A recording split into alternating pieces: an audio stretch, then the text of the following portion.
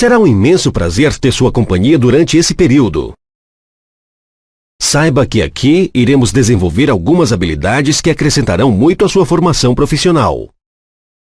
Esperamos que esteja preparado para aulas muito interessantes e divertidas que mostrarão de uma forma bem simples como atingir os objetivos propostos.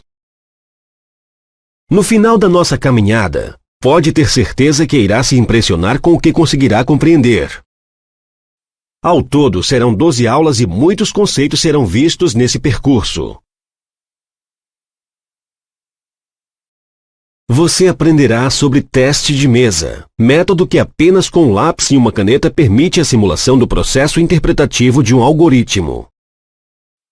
Também conhecerá as partes integrantes de um diagrama de blocos, sendo este uma representação gráfica de um sistema através de figuras geométricas e ligações entre as mesmas. Entenderá detalhes sobre a memória RAM, como tipo de armazenamento de dados e sua relação com variáveis. E, claro, saberá o que é uma variável, qual sua função, como trabalhamos com ela e quais os tipos que encontraremos. Verá ainda o que são operadores, quais são os aritméticos e quais as estruturas para a utilização correta desses recursos. Aprenderá os comandos de decisões, repetições e os tipos dos mesmos. Obterá conhecimento sobre o conceito de orientação a objetos, que facilita e muito a vida dos profissionais da área de programação. E brevemente a sua também. Afinal, logo você já poderá dizer que tem grande noção sobre lógica de programação. Passará também a trabalhar com classes e suas variações. Fará o download, instalará e utilizará o Small Basic, que é um programa destinado a iniciantes. Com ele, construirá seu primeiro projeto através das ferramentas que serão apresentadas. Aplicará os comandos de repetição e decisão no Small Basic. Além disso, irá utilizar suas funções gráficas e conhecer a tartaruga, que é um objeto do Small Basic com comandos próprios, que irão nos auxiliar a compreender melhor as funcionalidades gráficas na programação. Criará um programa baseado em subrotinas, ligando-as às ações do mouse e do teclado. Com o curso se aproximando do fim, fará programas para calcular a idade baseado no ano de nascimento de uma pessoa e logo após um conversor de temperaturas.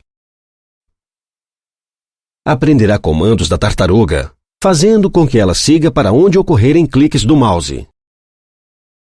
Finalizando o conteúdo das aulas, acrescentará sons aos trabalhos e publicará tudo na web.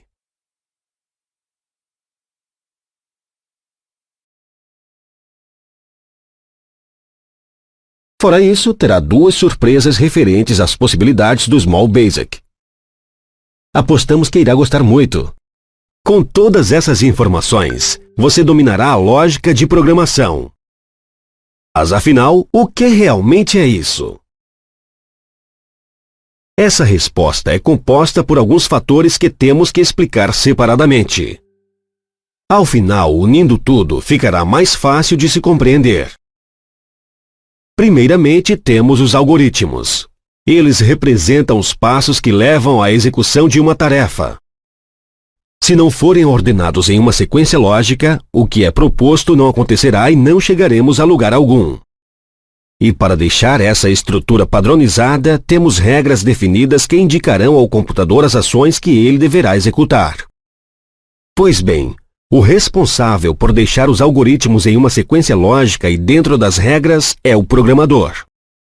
Quando tem tudo organizado, utilizando-se de uma linguagem da área de informática, seja ela Pascal, C, COBOL, C++, C#, entre outras, passa todos esses dados para algum programa específico. O resultado é, por exemplo, o nosso curso. Isso mesmo. Tudo o que você está vendo foi feito por um programa que recebeu inúmeras informações. Então, com todas essas etapas explicadas, podemos chegar à resposta que queríamos. Lógica de programação consiste na forma como as instruções são passadas para o computador, que devem estar em uma ordem coerente para que o programa possa alcançar seu objetivo. E é resumidamente isso que iremos aprender durante todo o nosso curso. Pode ter certeza que será muito interessante e fácil. Os algoritmos são os passos de uma tarefa e podem ser inúmeros. E é por isso que devemos seguir uma ordem lógica para que o computador possa interpretar as instruções e chegar ao objetivo desejado. Com todos esses esclarecimentos, podemos perceber que o trabalho de um programador depende, além de sua inteligência, de um computador. Mas será que você sabe o que realmente é um computador? Hoje em dia, praticamente todos o usamos para alguma função, pois estamos em um mundo preenchido por eles. Apesar disso, a grande maioria confunde o propósito para que ele é usado com o que ele é. Por exemplo, se perguntarmos a um escritor, ele provavelmente dirá que é a ferramenta que o auxilia na criação e edição de suas criações. Já para um contador, um computador é um instrumento que faz cálculos e arquiva os documentos das empresas que contrataram seus serviços. Essa resposta irá variar sempre que questionarmos uma pessoa diferente. Inclusive você. Antes de começarmos essa aula, se alguém lhe fizesse essa pergunta, sua resposta seria bem parecida com os exemplos acima. Mas a partir de hoje, isso mudará.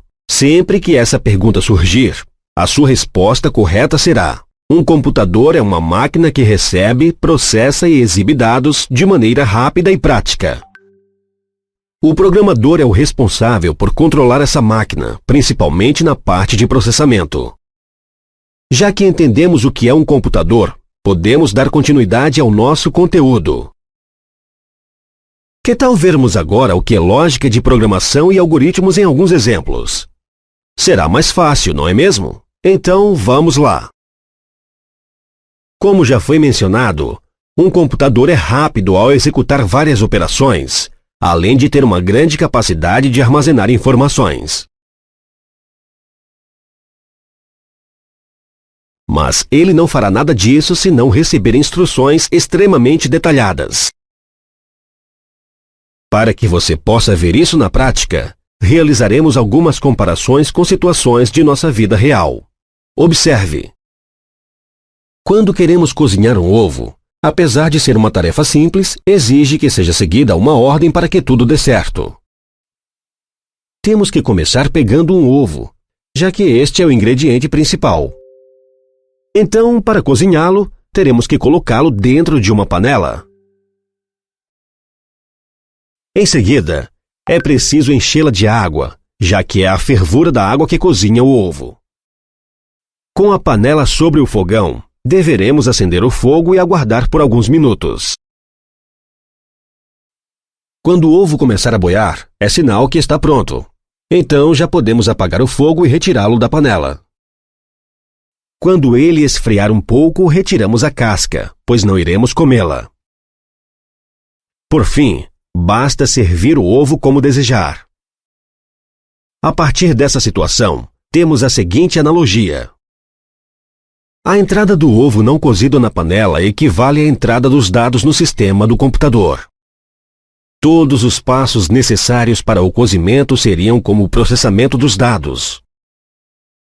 E, por fim, o ovo cozido representa a saída dos dados, sendo exibidos da maneira desejada. Assim como na vida real, em programação não podemos cometer equívocos nos passos, trocando-os. Afinal, você há de concordar que não chegaríamos no objetivo que, neste caso, é cozinhar o ovo, caso tirássemos sua casca antes de colocá-lo na água. Agora, com tudo mais claro, passaremos a trabalhar com situações mais parecidas com o que iremos nos deparar. Imagine que você precisa receber dois valores, multiplicá-los e então apresentar o resultado. Teríamos que seguir os seguintes passos.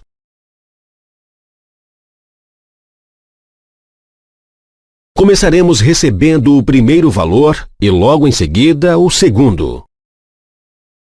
Agora, temos que indicar a operação que queremos realizar. Nesse caso, uma multiplicação. No final, precisamos que nos seja informado o resultado do cálculo.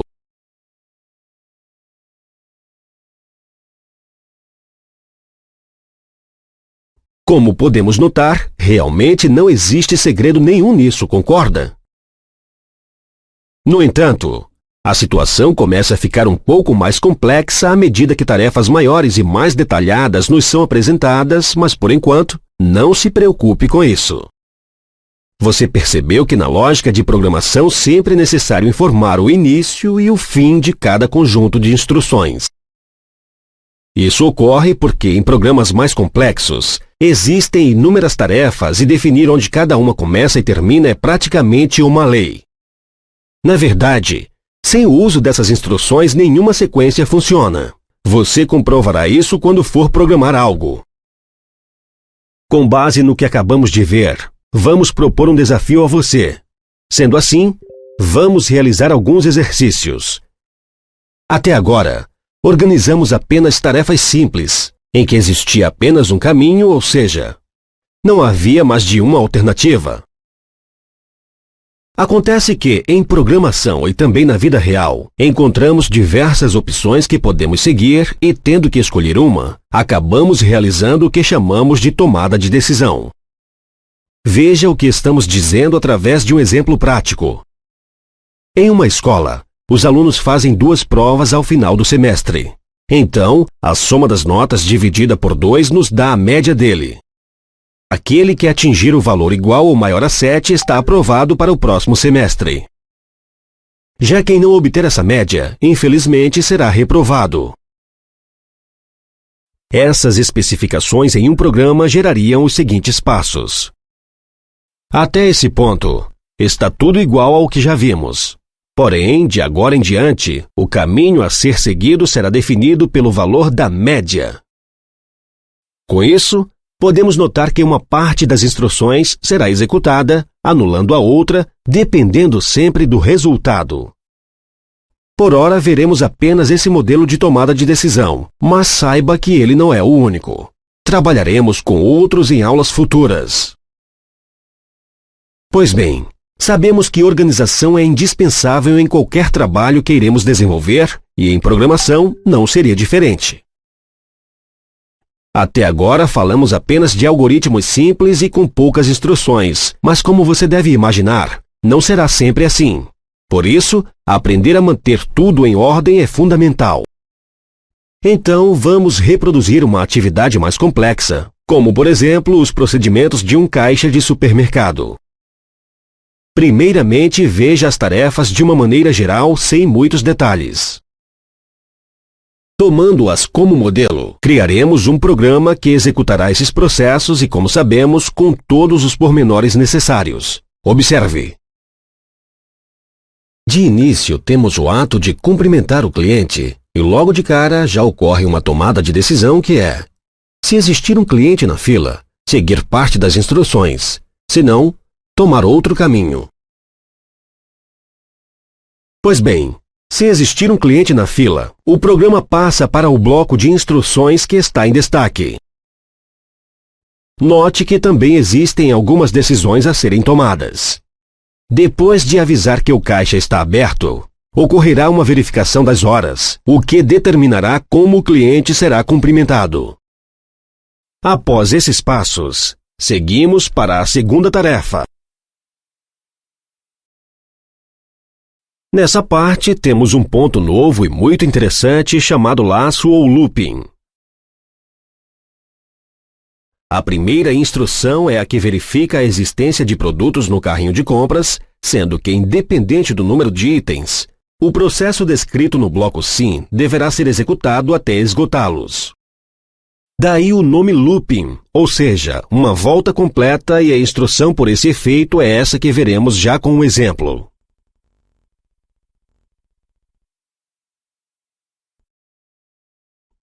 Essa ferramenta será valiosíssima em sua vida de programador.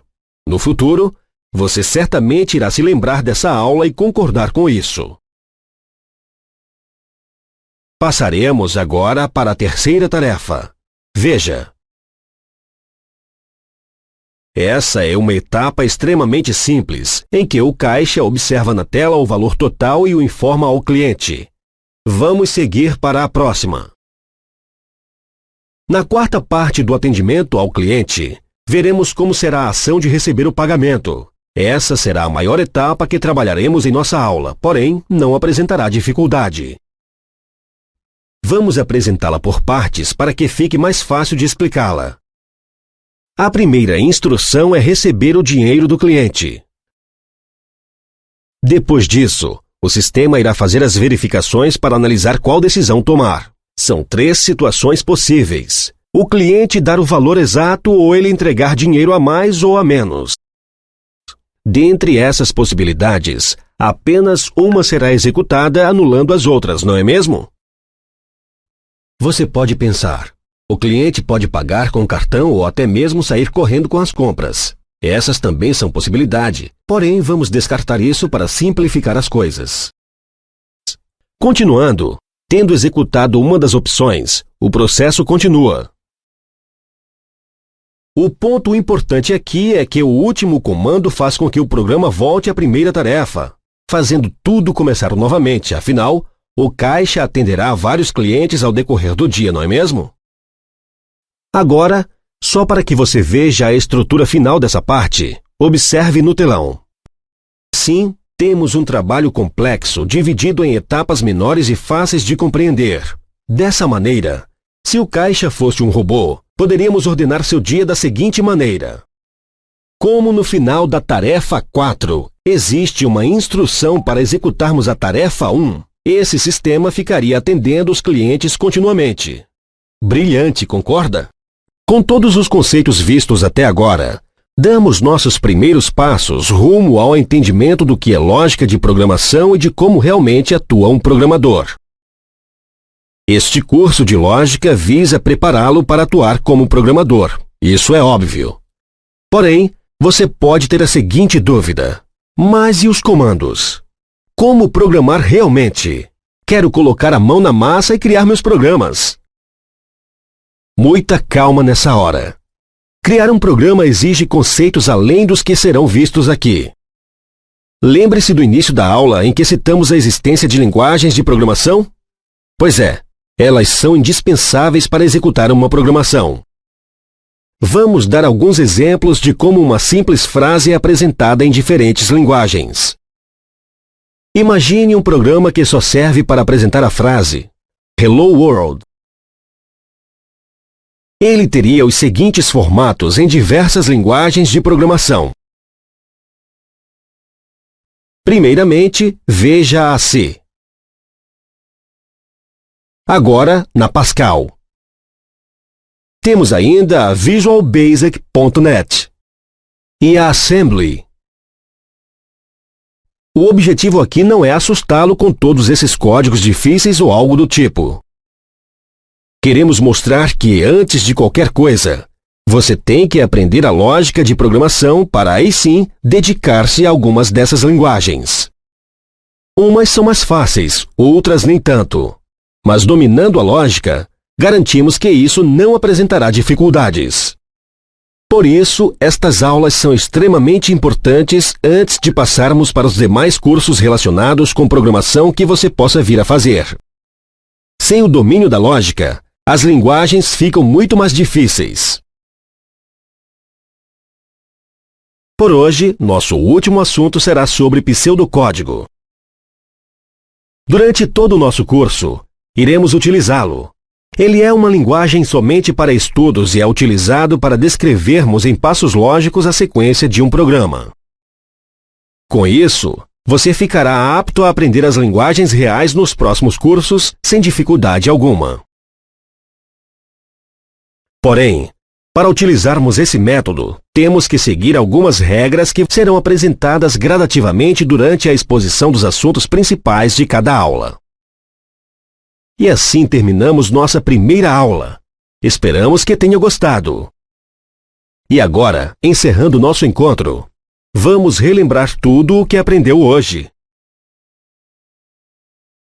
Você começou vendo o que é lógica de programação, da qual fazem parte os algoritmos, sequências lógicas e regras.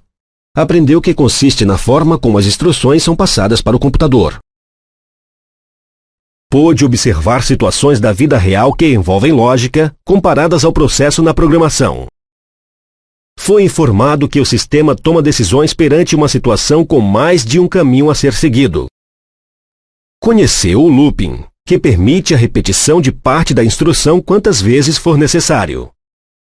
Foi apresentado alguns modelos de linguagem de programação, visualizando alguns trechos de estruturas diferentes. Também conheceu o que é um pseudocódigo, que é utilizado apenas para a aprendizagem de novos programadores. Quanta coisa, não é mesmo? Com certeza a aula de hoje rendeu muito. Parabéns! Por hoje é só. Até a próxima!